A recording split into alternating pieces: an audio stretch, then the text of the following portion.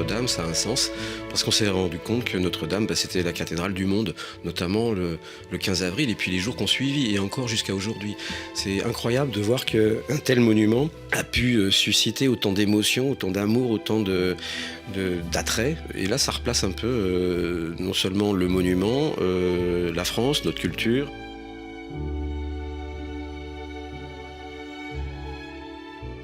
Un monument qui a 861 ans, qui pour ma part m'aura occupé peut-être 15 ans dans ma vie, ce qui est beaucoup pour une vie, mais pour le monument, c'est rien. Alors je suis très fier qu'on retrouve la cathédrale.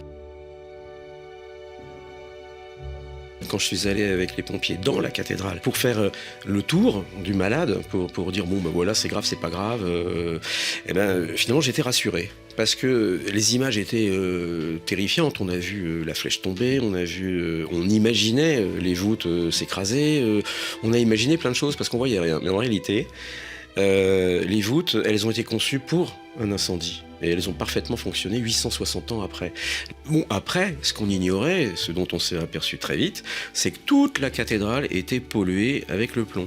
Et là, on a dû faire de la dépollution. Et en faisant la dépollution, on a découvert la blancheur. Ouais. Et quelque part, la dépollution a permis la restauration de toute la cathédrale. Et quand je dis de toute, c'est pas simplement les murs, les voûtes, mais ça a été les objets, le grand orgue, tout a été restauré. Et on n'a rien peint, on n'a rien ajouté, on l'a révélé, c'est tout.